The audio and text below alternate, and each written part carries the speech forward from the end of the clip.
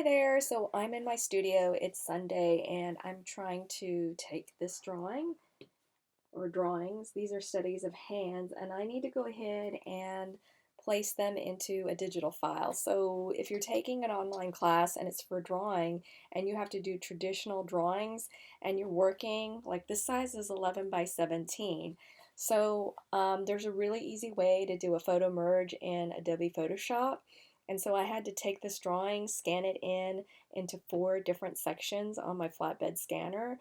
So I'm not going to show that's part of it, but just how to do it in Photoshop. If you're using a smaller flatbed scanner, you'll just have to rotate your image, and this took me four scans. Okay, so I'm going to pop over to my laptop and show you how to do that in Adobe Photoshop. Alright guys, so I'm on the desktop of my MacBook, and so I made a folder. I put all 4 of my scans. It took me about 4 scans of flipping the paper, and this is an 14 by 17 inch sheet of paper. So I'm going to go ahead and launch Photoshop, and you can see here's what the final looks like right here. So I'm just going to X out of this, and I'm going to go to File, Automate, and I'm going to go to something called Photomerge. And I forgot to mention this. This is the auto setting. This is like by default, and then it kind of indicates how it's merging the images together. I'm going to left click on the browse, and you have to tell Photoshop where am I getting these images from. So I'm going to hold my shift key on my keyboard, left click on the bottom one, and then I'm going to hit open. So then it puts them in a list under files, and then I'm just going to hit OK. So this is the great part, easy peasy. It will go ahead and stitch everything together into one document. You can see here's the layer masks right here. I'm going to zoom out, Command minus on a Mac. I'm going to use my crop tool because I still see some of the edges here. I want to make it look a little bit neater. And then I'm just going to hit the check mark. Okay, and then what I'm going to do is I'm going to go to the hamburger stack because I'm pretty much done. I want to flatten my image. And then I am going to go to Image, Adjustments, and something called Levels. So I like to do this just to kind of boost the contrast. I'm just going to left click and drag on the white. It's boosting the whites. I could bring up the blacks just a little bit, and then I'm going to hit OK. All right, so now I'm ready to go ahead and save this. So I'm going to go to File, Save As, Save on your computer, and I'm going to call it Hands Final. JPEG is fine, and hit Save. I'm just going to do 12 for the maximum quality and hit OK. So also, if for some reason your file size is too big and you feel like, oh, I need to reduce it because it's taking forever to turn it in online, so you would go to Image, Image Size, and then I would just change the resolution, say to 72, and hit OK. And then I would go ahead, go to File, and hit Save. It's going to write right over that original file right there. So then that's saved and ready to go. I prefer doing it this way because usually you're working late at night when you're an online student and you have a full-time job, and your lighting's not going to be the best inside your house. So it's going to be dark, and so you know, as much as you want to try to just quickly just take a photograph of it, you'll just end up bringing it into Photoshop, ending up having to do a bunch of color adjustments. And I just feel like this is faster and you're going to get better results. So that's just the way I do it. So that's how you would photo merge something in Photoshop.